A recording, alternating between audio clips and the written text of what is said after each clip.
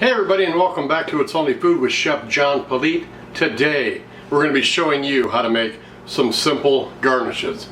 Cue the music.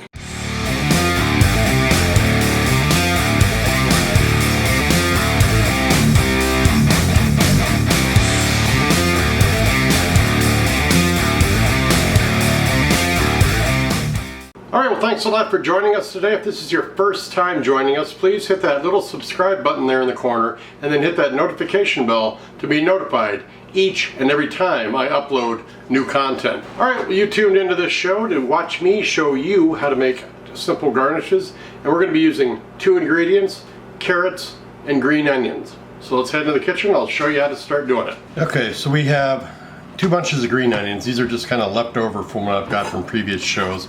And what I'm going to do is I'm going to take all the I'm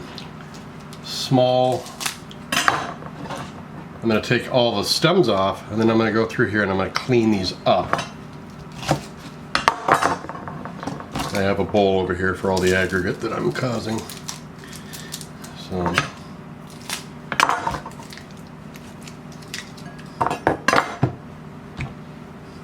alright, and I just want to get all of the kind of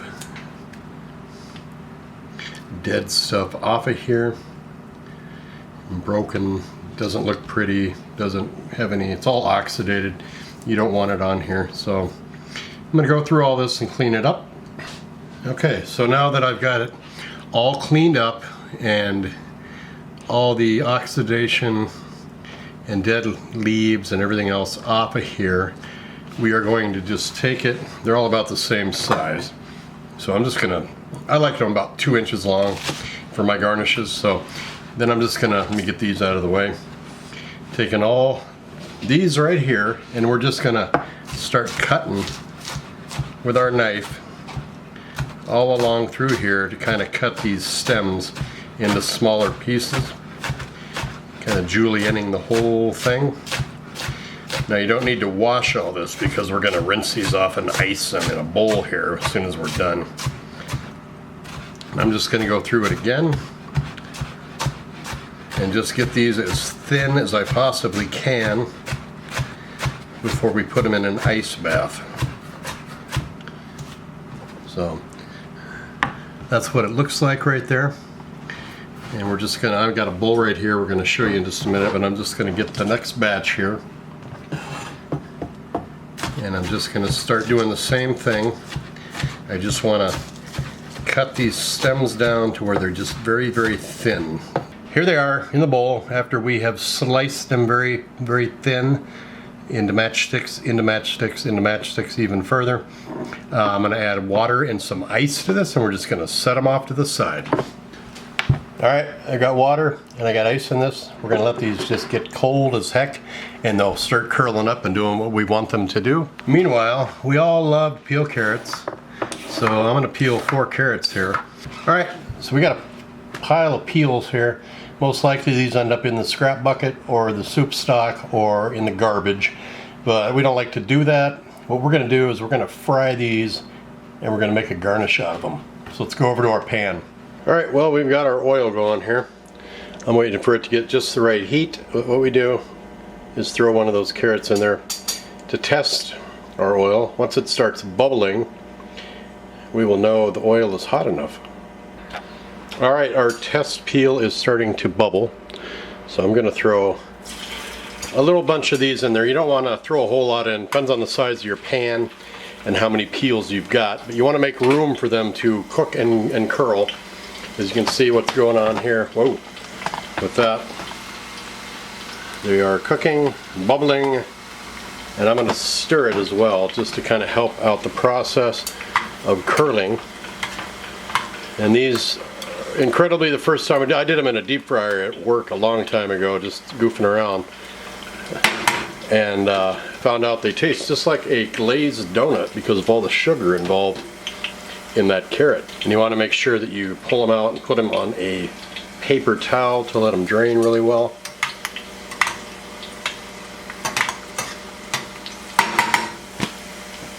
Well, I'm going to go ahead and just cook the rest of these off and get them onto this paper towel, let them cool a little bit, and then we will come back and we will show you how to use these garnishes. All right, well there you go. We have got our carrots right here, and we got our green onion that we cut up, and I just had it soaked in water and ice and let it kind of curl up a little bit, as you can see.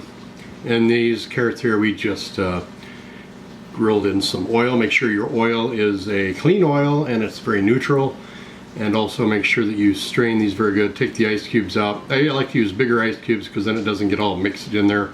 If you use crushed ice, I use ice cubes. Just get that water cold, or you can just put them in the ice cube, or you can just put them in water and then put them into your walk-in, or I'm sorry, your refrigerator. I call it a walk-in because that's what I've got at my job. And normally what I do, and this does take time to curl, it doesn't happen in a couple of minutes, but I come in, I look at my menu, I make my desserts, get those out of the way, and then I visualize what I'm going to do for a garnish for the day on the items that I've got on the menu. So I usually start out doing that kind of too when I start doing my prep list for what I've got to do. When it comes to garnishes too, you want to make sure that you've always remembered that your plate is your canvas, and you want to make sure that you've got a lot of balance on your plate, a lot of color, and you want to have to where you're not just putting, like, say, corn, scalloped potatoes, and a piece of fish, and it's all kind of monochromatic. You want to have some balance to that, a lot of color in there.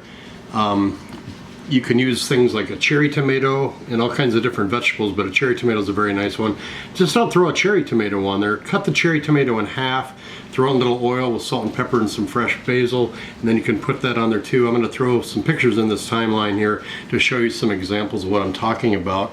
Also, the angles and the way you cut the food helps out. Instead of just cutting zucchini straight down the zucchini, cut it in half and then cut those so you get a semi-circle, you know, and it's not, or you can dice it into a finer dice, or you can shred it if that's your vegetable.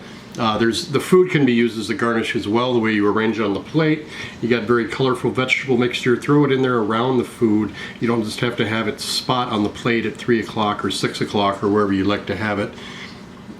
Sauces can also be used as a garnish. Balsamic vinaigrette reductions are always good, and of course some truffle oils and things like that, coulis with peppers, but that's another show.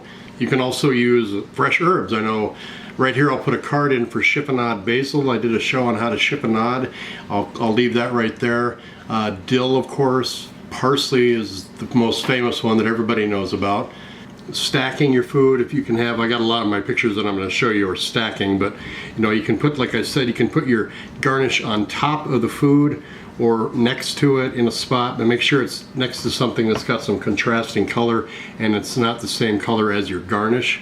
So remember, you just want to have a lot of balance, you want to have a lot of color, you want to have a lot of depth and contrast in your food to make it look pretty. I hope this helped you guys.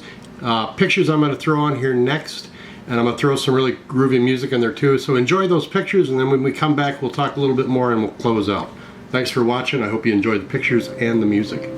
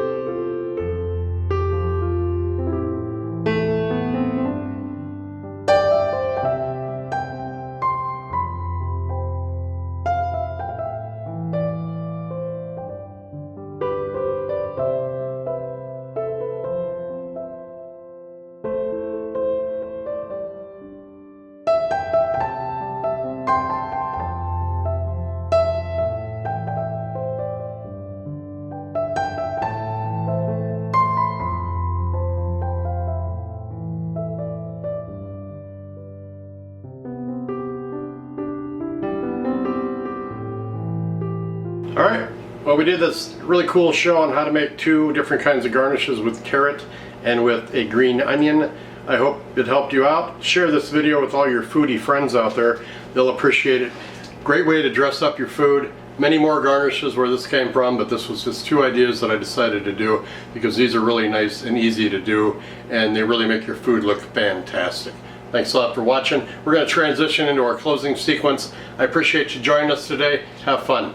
Take care. Hey, I appreciate you watching today. Thanks a lot. Don't forget to check out the description box on your way out. Not only does it contain the recipe for this show, but it also has a bunch of groovy links. I have a gourmet seasoning shop on Etsy and also have a cookbook on sale. Those links are down there. Don't forget to check out the playlists I've got down there for how to create a cooking show on YouTube, and also a playlist link for how to improve your channel and help it grow. Don't forget to like this video, leave a comment below. Don't forget to subscribe if you have not done so already, and then make sure you share this video with everyone that you know. Take care of yourself. Thanks a lot for watching. We'll see you next time right here on It's Only Food with Chef John Politte. Bye-bye.